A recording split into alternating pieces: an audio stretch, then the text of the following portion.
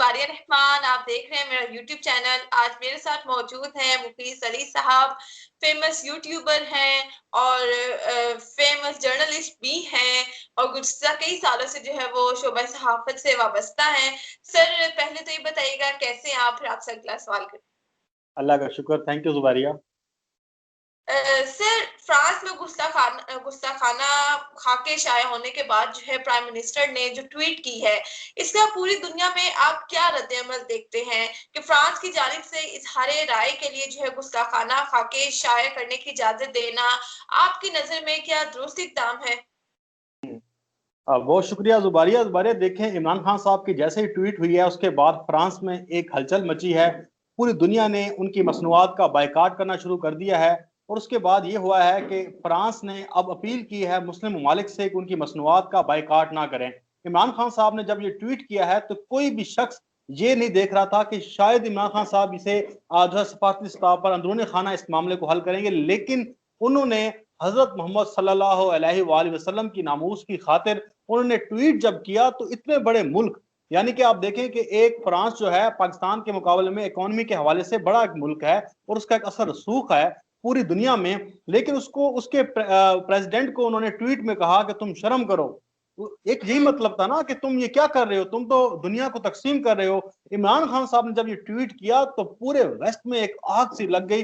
उन्होंने कहा कि पाकिस्तान का एक वज़ीर-ए-आज़म इमरान खान है और आपको पता है कि वो फेमस तरीन शख्सियत है, उन्हें हर बंदा जानता है, पूरी दुनिया में लोग उन्हें जानते हैं। जब ये ट्वीट आया तो तमाम मुसलमानों का एक जज्बा ईमानी वो भी जागा। जो सो कॉल्ड उम्मत मुस्लिमा के लीडर हैं उनका भी जमीर झंझोड़ा कि तुम लोग सत्तू पीकर सो रहे हो, तुम लोग खामोश बैठे हो, तुम्हें जरा शर्म नहीं आती कि कितना बड़ा इस्लाम के ऊपर हमला हो गया है।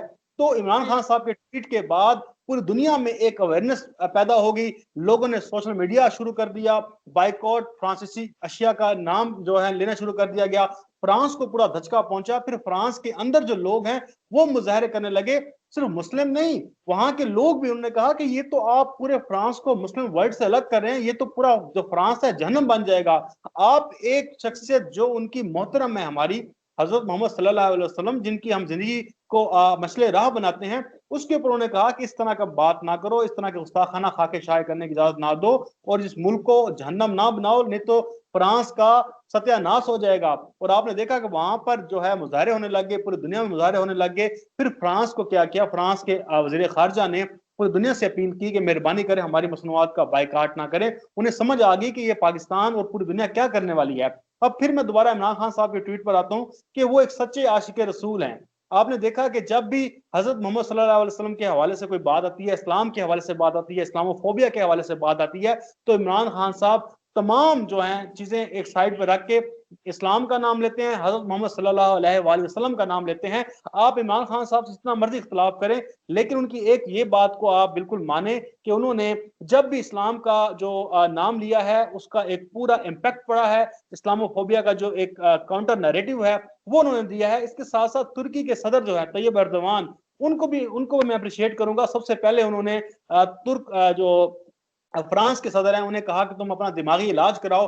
उसके बाद उनके दरमियान सफारती जंग शुरू होगी, दोनों के सफीर तलब कर लिए गए। तो तुर्की ने भी एक ये अब साबित कर दिया, पाकिस्तान ने भी, तुर्की ने, कि मुस्लिम उम्मा को लीड कौन कर सकता है। आप सऊदी अरब की मिसाल देख रहे हैं, सऊदी अरब कितना बड़ा कंट्री है, अगर वो स्टैंड लेता तो इस वक्त तक ये गुस्ताखाना खाके शाये ना होते। लेकिन उन अरबों को, उनको अपनी तेल की दौलत पर नाज है, उनको अमेरिका के जो हैं तलबे चाटने आते हैं, वो वेस्ट के तलबे चाटे हैं। देखें इस मामले पर कोई गुंजाइश नहीं है। हजरत मोहम्मद सल्लल्लाहु अलैहि वसल्लम की जो नमूज पे बात आएगी, तमाम जो लोग हैं उसके हजरत मोहम्मद सल्लल्लाहु अलैहि वसल्लम प्यार भी करते हैं और हम लोग जो हैं वो किसी चीज को बालाए ताक भी नहीं रखेंगे, हर तरह से हम अपना किरदार अदा करेंगे। तो इमरान खान साहब ने ये एक जो एक ट्वीट किया, जो इंटरनेशनल कम्युनिटी तक मैसेज भेजा, उसका बड़ा इम्पैक्ट हुआ, उसका हम अप्रिशिएट भी करते हैं। और इस चीज को जो देखना भी चाहिए कि पूरे वर्ल्ड में इसकी एक पूरी एक फिजा कायम हुई और अब जो है फ्रांस को स्टेप बैक लेना पड़ रहा है। सर हमने देखा था कि इमरान खान के खिलाफ हमेशा से जो है वो अपोजिशन एक राय रखती थी कि ये नॉन मुस्लिम्स के एजेंडे पर काम कर रहे हैं, इस तरह के ये इकदाम कर रहे हैं। लेकिन हम देखते हैं कि अपोजिशन और भारत पाकिस्तान के खिलाफ एक जैसा बयानिया दे रहे हैं। इसकी क्या वजह है कि ये एक जैसी राय क्यों रखते हैं और क्या कहेंगे इसके बारे में मजीद? जुबारिया, देखें आपने बड़ा अच्छा सवाल किया है कि इमरान खान को लोग जो है यहूदी एजेंट कहते थे, यहूदी लॉबी कहते थे, काफिर करार दे देते थे, पता नहीं ना जाने क्या क्या फतवे लगाए गए। लेकिन इमरान खान साहब ने अपने सिर्फ अपने किरदार से जाहिर नहीं किया, बल्कि अपने एक्शन से भी उन्होंने जाहिर करके दिया है कि वो कितने सच्चे आशिक रसूल हैं। ये तो एक बकवास सी बात है, ऐसे खाम खा एक प्रोपेगेंडा। वो फजल रहमान है, जिसे मैं मौलाना कहना भी तौहीन समझता हूँ कि वो जो है, अब देखें पीडीएम का जब कल जलसा हुआ, अब उसमें मौलाना ने क्या देखा, ये मौलाना तो अब क्या कहें, फजल रहमान ने जो डीजल के परमिट जो है वो लेकर जो है पूरी हुकूमतों में रहे हैं, हर हुकूमत की उन्होंने तरफदारी की है, अब हिस्सा नहीं मिला तो अब वो चीख चिका रहे हैं। तो बहरहाल उनको बड़ी ऑफर हुई हुई है मुस्लिम लीग नून की तरफ से, उन्हें पता है कि उन्हें क्या ऑफर है, तो सब कुछ हमें अंदाजा है कि वो किस लिए इतने तिलमिला रहे हैं। पानी के बगैर जैसे मछली तड़पती है, ये इक़्तिदार के बगैर तड़प रहे हैं। तो फजल रहमान ने क्या किया, इमरान खान ने जब ये बात कर दी फ्रांस वाली, उसने कहा कि चलो अपना हिस्सा डाल लो। उसने एक अपना मजहबी कार्ड खेला, मजहब के लोगों के जो थे बेचारे मासूम से, उनको सामने कह दिया ओहो हो बड़ा जो है जुल्म हो गया। लेकिन आप देखें कि पीडीएम की एक भी क्यादत ने इस सारे मामले में वहां पर फ्रांस के हवाले से कोई बात नहीं की, सिवाय फजल रहमान ने। वो फजल रहमान की मजबूरी थी, उससे लोग पूछते कि तू किस चीज का इस्लाम का लीडर है, तू किस चीज का अपने आप को कहता है कि मैं मजहब का ठेकेदार हूं। चलो उसने लाज रख ली, लेकिन मरियम नवाज, बिलावल भुट्टो और जो छोटी मोटी पार्टी हैं उनके बंदे ने बात नहीं की। अब आपने दूसरा सवाल की तरफ आ जाता हूँ, वो भी बड़ा अच्छा सवाल है कि भारत का बयानिया और अपोजिशन का बयानिया एक जैसा क्यों है। हम पहले थोड़ा सा देख लेते हैं कि इमरान खान साहब ने क्या कहा था। खान साहब ने कहा था कि इसराइल लॉबी और इंडियन लॉबी जो है वो अपोजिशन के पीछे है। लोग यकीन नहीं कर रहे थे, लोगों ने कहा कि इमरान खान साहब एक स्वीपिंग दे रहे हैं। लेकिन आज जो अजय ने, जो उनका नेशनल सिक्योरिटी एडवाइजर है भारत का, उसने कहा कि हम चीन और भारत की सरहद में घुस के मारेंगे, हमारे साथ जो पंगा लेगा हम उनकी उनकी सरजमीन पे जाएंगे। यानी कि जो पाकिस्तान के इदारों को इधर नवाज शरीफ कमजोर कर रहा है, इधर अपोजिशन कमजोर कर रही है, उधर से अजीत देवल ने ये बात कर दी है। इससे यही लगता है कि अब भारत ने ये सोच के हमला किया है कि पाकिस्तान के अंदर इदारे कमजोर हो रहे हैं, अपोजिशन बाहर निकली हुई है, इनको मजीद फायदा लगाना चाहिए। लेकिन उन्हें ये नहीं पता कि इनके साथ 27 फरवरी वाला काम होगा, कुलभूषण को यहां से चाय पिलाकर हम वापस भेजेंगे, इनके जितने मर्जी फाइटर आ जाएं।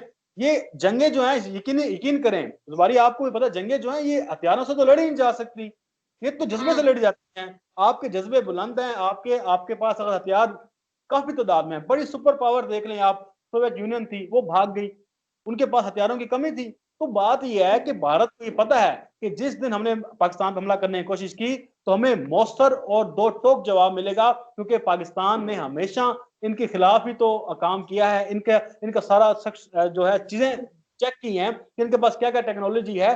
तो भारत और अपोजिशन अब एक पेज पर आ गए हैं, नवाज शरीफ उनका मोहरा बना हुआ है, मरियम नवाज के जरिए यहाँ पर वो अपने जो एजेंडे की एग्जीक्यूशन करा रहा है। मुस्लिम लीग नून की जो पूरी पार्टी है, चंद एक लोग छोड़कर वो सारे इस नैरेटिव की जो है वो गवाही दे रहे हैं, उसके पीछे लगे हुए हैं। और इन सब का जो फॉरवर्ड ब्लॉक जो बनाने वाला है, इन सब का अगवान वो फजल रहमान है, जो मजहब बेचता है, जो लोगों को लेकर चल रहा है। और फिर आप देखें बलूचिस्तान में कल जो नारे लगे स्टेट के खिलाफ कि बलूचिस्तान को आजाद कर दो। अब मुझे बताएं, आपके दोस्त भी जुबैरा रहते होंगे, मेरे दोस्त भी रहते हैं बलूचिस्तान में, बड़ी अच्छी जगहों पे रहते हैं, और उन जगहों पे रहते हैं जहां पर बेसिक जो है वो नीड्स नहीं है इंसान के, जैसे पानी। लेकिन वो फिर पाकिस्तान, आप उन लोगों से जाकर पूछे जिनके पास फौज नहीं है, वो कैसे रह रहे हैं।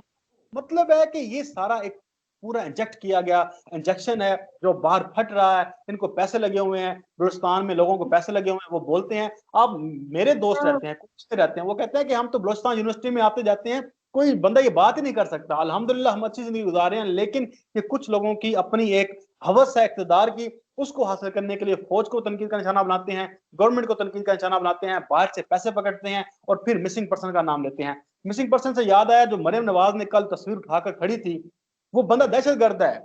दोबारा मैं आपको लिख कर कह रहा हूं, उसकी तस्वीरें आ गई हैं, उसकी खबरें आ गई हैं।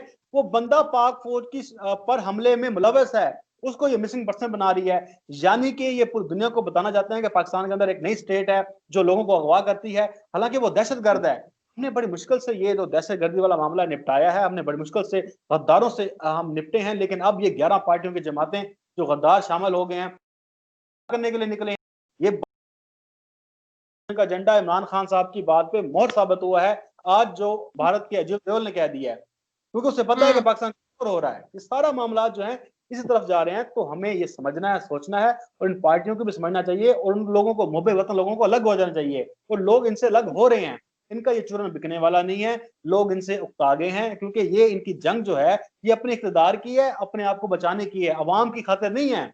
इनको बलोचिस्तान याद आ गया, सारी जिंदगी बलोचिस्तान को लूट। बिल्कुल आपकी बात ठीक है कि कल पीडीएम जलसे में जो रियासत के खिलाफ नारे लगे, बलोचिस्तान को अलग करने के बारे में नारे लगे, कितना ही अच्छा होता कि जो एक सीरियस इशू चल रहा है ये गुस्ताखाना खाके शाया होने का, अगर कल का पूरा जलसा जो है वो सिर्फ इस इशू पर होगा और ये जाहिर करते हैं कि हमारे अंदर कितनी यूनिटी है और हम इसके खिलाफ बोल सकते हैं। लेकिन हमने देखा कि एक दो लाइंस मुजम्मत में बोल दी गई जैसे ये कोई चीज ही नहीं है और फिर अपना जो है वो चूरन बेचा गया।